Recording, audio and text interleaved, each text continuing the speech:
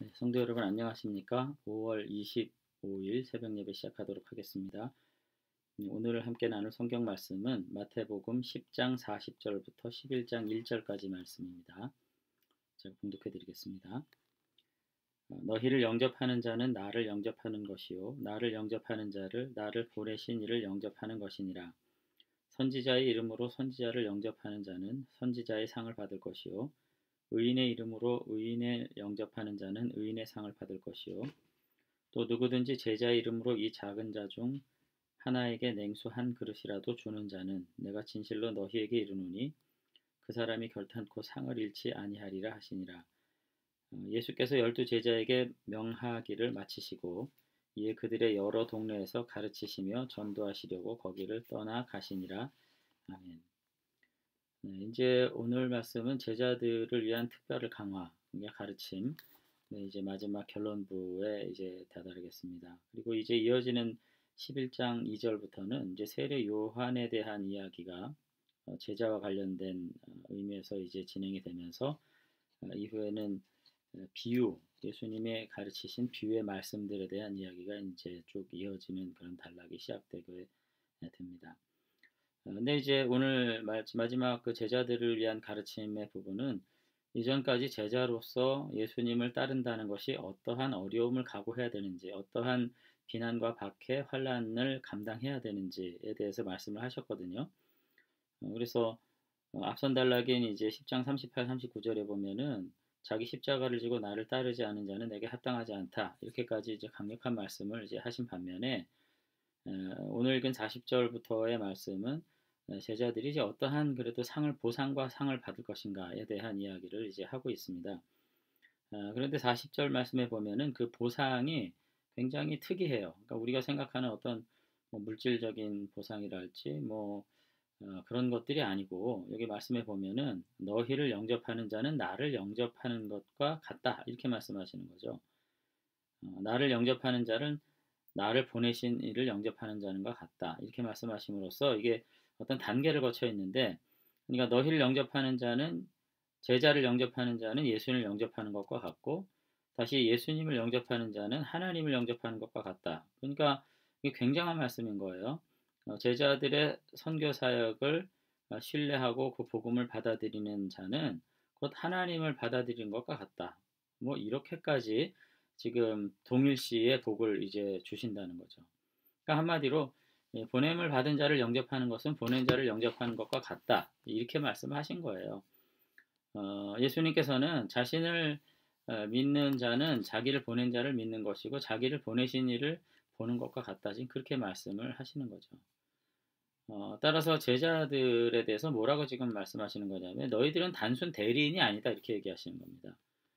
예수님의 몸의 한 지체로서 예수님의 명예와 예수님의 이름을 가지고 나가는 것이고 이건 마치 그리스도 안에서 하나님이 계셔서 그리스도께서 하늘의 역사를 하시는 것과 마찬가지로 제자들도 예수님의 복음을 가지고 나가서 자기들의 생각과 뜻이 아니라 그리스도의 복음을 전파하는 일을 하는 것이기 때문에 하나님의 대리자로서 이와 같은 일을 한다는 것을 너희들은 잊지 마라 이렇게 말씀을 하시고 이제 계신다는 것입니다. 이런 점에서 오늘 우리들이 예수를 믿는 것, 예수님을 믿는 것, 또 그리고 예수님의 교회에 헌신하고 봉사하는 것, 복음의 선포자로서 우리가 살아가는 것이 주는 어떤 보상이 무엇일까를 생각할 때 우리의 생각과 예수는 매우 다른 것을 알 수 있습니다. 그것이 이 땅에서의 어떤 편안함, 늘 우리는 이제 믿음의 대가와 보상에 대해서 생각할 때 이 땅의 어떤 편안함, 이 땅에서의 나의 능력을 더 확장할 수 있는 것, 이런 위주로 생각을 하게 되거든요. 사실 돈을 사랑하는 것도 사실은 금전적인 어떤 그 보상을 늘 생각하는 이유도 사실 돈 그 자체의 문제라기보다는 그 돈이 나에게 나의 능력과 지위와 부를 확장하는 가장 중요한 수단이기 때문에 그렇습니다. 그러니까 결국은 내가 힘없는 사람 되기 싫은 거예요. 이 땅에서 힘 있는 사람 되고 싶은 것입니다.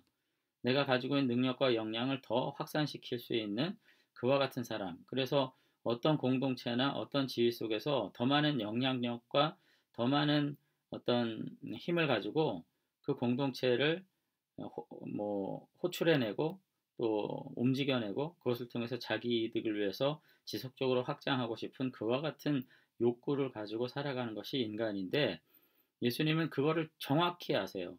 그러면서 그러나 제자들은 이 땅에 속한 자들과 같이 그런 방식으로 어떤 물리적인 힘과 금권을 가지고 자신의 힘과 권한과 자신의 지위를 확장시키고 확산시키고 영향력을 미치면서 그 안에서 왕노릇하는 그와 같은 존재로서 살아가는 것이 아니라 복음을 가지고 선포하는 제자로서의 삶을 삶으로써 예수님의 단순 대리인이 아니라 예수님의 한 지체로서의 거룩한 사명들을 이뤄가는 하나님께 속한 자로서의 거룩한 사명을 가지고 살아가는 그와 같은 진정한 복, 하나님의 이름으로 예수 그리스도의 복음을 선포함으로써 그 하나님의 거룩한 능력의 영향력 아래서 새로운 자신을 확인해 나가는 그와 같은 복을 내가 반드시 너희들에게 허락해 준다. 오늘 그렇게 이야기를 이제 하고 있는 거죠. 이게 이제 굉장한 가르침이라고 저는 봅니다. 네.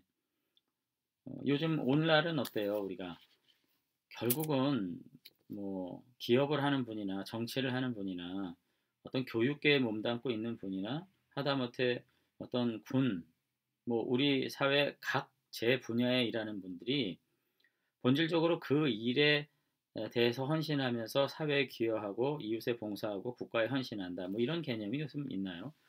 제가 볼 때는 그렇지 않은 것 같아요. 결국은 자기가 가장 클 수 있는, 자기가 자기의 힘과 능력을 가장 확산하고 그래서 뭔가 지도력을 행사하면서 자기 이익을 극대화할 수 있는 어떤 수단으로서 예를 들어서 뭐 정치를 하든지 교육을 하든지 뭐 기업을 하든지 이런 거죠. 그것은 뭐 대기업을 하는 분이나 작은 중소기업을 하는 분이나 아니면 뭐 다른 어떤 분 다 마찬가지예요. 심지어는 교계도 마찬가지죠. 결국은 그 안에서 어, 목회라는 수단, 뭐 복음이라는 수단을 가지고 자기의 영향력을 극대화해서 그것으로서 자기의 영향력과 부와 능력들을 확산하고 그래서 그 안에서 지도력을 행사하면서 자기가 왕노릇하는 것 결국 그것이 목표가 될 때 우리는 그것이 기업을 하든 정치를 하든 교육을 하든 군대에서 나라를 헌신하든 목회를 하든 결국은 다 수단화됨으로써 그 모든 것을 속되게 만들어 버리는 세상을 우리가 만들어 간다는 것을 이해해야 될 것입니다. 그런 점에서 예수님은 지금 뭐라고 말씀하시냐면은 이 복음을 가지고 세상에 나갈 때 너희를 영접하게 되는 일들이 있게 될 텐데 그와 같이 복음에 헌신하는 자는 바로 어떤 자냐? 너희들을 믿는 것이 아니라 너희 보낸 자를 믿는 것. 예수님을 믿는 일을 하게 되는 거고 그리고 예수님 안에 있는 하나님의 이름으로 나가서 하나님을 믿는 일을 하게 됨으로써 너희가 단순 대리인이 아니라 하나님과 예수님 같은 이 거룩의 본질에 임하게 되는 동일시하게 되는 그와 같은 존귀한 존재로서 너희들이 내가 인정하겠다 이렇게 말씀하심으로써 보다 새로운 만족과 보다 새로운 삶의 목표들을 지금 제시하고 있는 것을 볼 수가 있습니다. 저는 그런 점에서 여기서 지금 이제 보내심을 받은 자 이렇게 얘기하거든요. 너희를 영접하는 자 뭐 이렇게 얘기하시는데 거꾸로 저는 역설적으로 목회를 하던 뭐 사업을 하던 뭐 봉사직을 하던 뭐 부모를 하던 뭐 돌봄 서비스를 하던 무엇을 하던 정말로 예수 그리스도의 이름으로 내가 예수님의 가치를 가지고 헌신하는 분들은 그것은 단순 대리인이 아니라 예수님의 한 지체로서 예수님과 동일시하게 되는 하나님과 동일시하게 되는 동등한 지체로서의 존귀함과 그 영향력을 가지고 살아가는 존귀한 존재로 예수님은 보신다고 말하는 것으로 저는 이해하고 싶습니다. 그래서 저는 오늘 우리 사랑하는 교우 여러분들이 정말 중요한 것은 내가 어떤 직을 할 것인가가 아니라 내가 어떤 직을 가지고 살든지 그것을 정말 예수 그리스도의 정신으로 복음의 정신으로 하나님의 가치관으로 온전히 헌신하게 될 때 그것은 단순 대리인이나 그저 단순 서비스를 제공하는 사람이 아니라 예수님과 같은 권위와 하나님과 같은 권위를 가지고 나가는 자들로 인정받게 되는 주님으로부터 말이죠.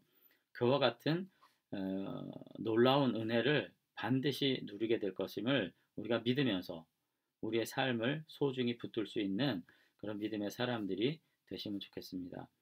그리고서는 이제 41절, 42절에 이제 제자들을 받아들이는 자들, 이와 같이 제자들을 그 복음을 수용하고 받아들이고 하나님을 믿는, 예수님을 믿는 이런 사람들은 어떤 상을 또 받게 되는가? 영접하는 자들도 복을 받는 거예요. 그래서 41절에 선지자의 이름으로 선지자를 영접하는 자는, 여기 지금 나오는 선지자, 의인, 소자 전부 다 이제 제자들을 비유해서 하는 말이거든요.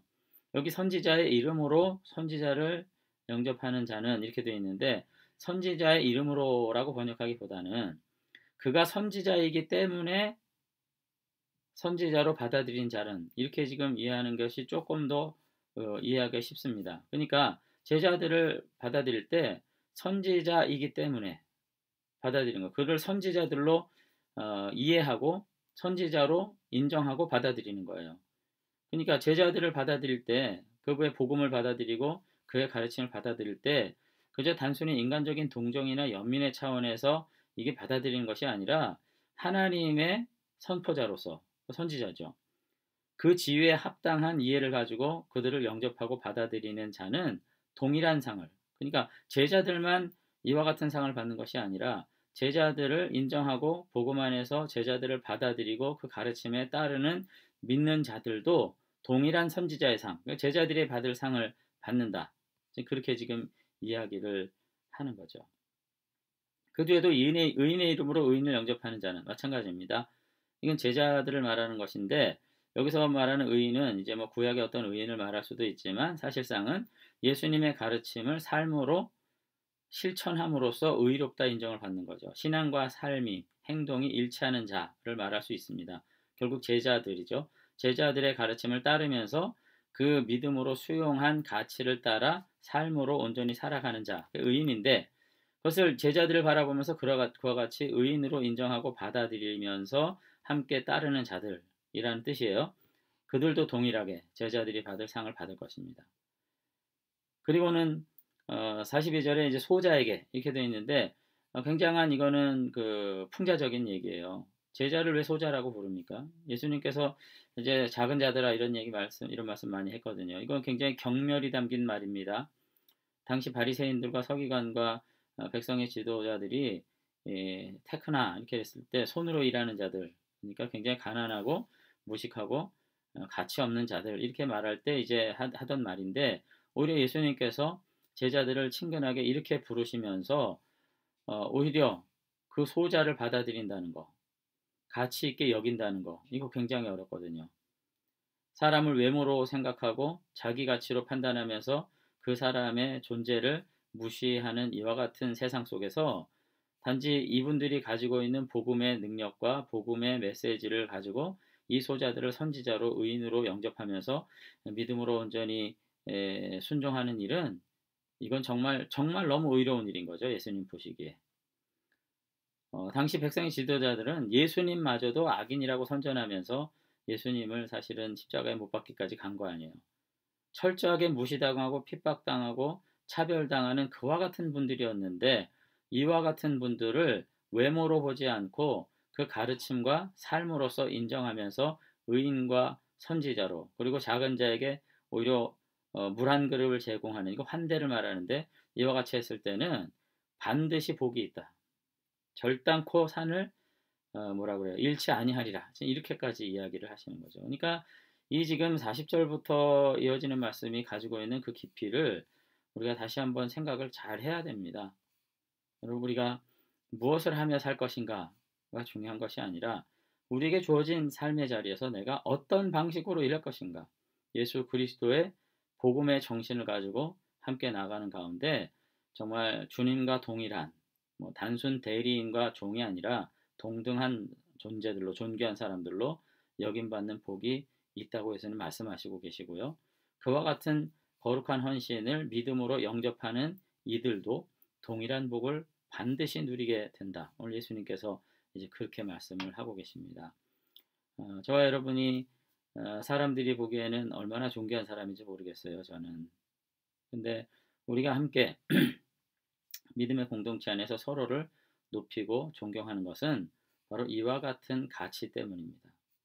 그냥 단순 동정, 그냥 단순한 연민, 그저 단순한 사랑, 인간적인 어떤 교제 이것이 아니라 우리 안에 있는 그 복된 소식들 이것으로 인해서 우리가 마땅히 가르치는 자를 귀한 줄 알고 또 섬기게 될 때 그 섬김으로써 내가 굴욕적인 삶을 살아가는 것이 아니라 가르침을 받는 자와 가르치는 자가 동일하게 예수 그리스도의 이름으로 파송받은 선지자로서 의인으로서 제자로서 역임을 받고 동일한 상을 받게 되는 일이 있게 된다고 예수님은 말씀하십니다. 우리 모두가 다 이와 같이 함께 우리의 관계 속에서 복음을 복되게 전하고 그 복음을 믿음으로 수용하고 받아들이면서 다시 한번 하나님의 존귀한 백성들로 여김 받게 되는 귀한 복을 우리가 함께 누릴 수 있었으면 좋겠습니다.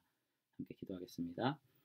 네, 하나님 아버지, 오늘 복음이 우리를 어떻게 바꾸는지, 우리가 어떻게 구원받은 하나님의 자녀로 주님께서 세우셨는지 하는 것을 우리가 잘 이해할 뿐만 아니라 오늘 본문 안에서 우리가 복음의 종된 자들로서 어떻게 서로를 높이고 영접하고 살아감으로써 진정 이 땅의 존귀한 사람들로 우리의 삶을 주님께서 회복하시는지에 대한 깊은 이해가 오늘 있을 수 있게 되기를 원합니다.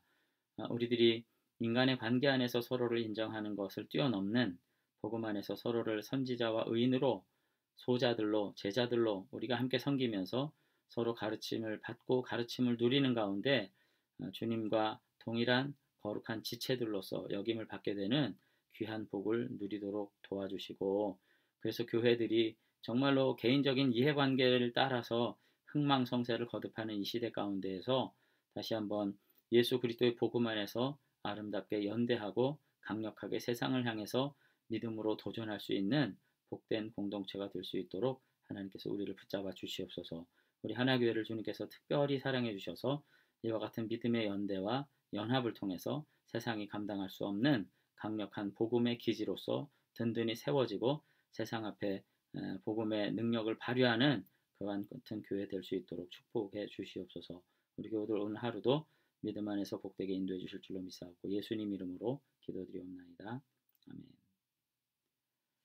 감사합니다. 오늘 하루도 복된 하루 누리시게 되기를 축원합니다.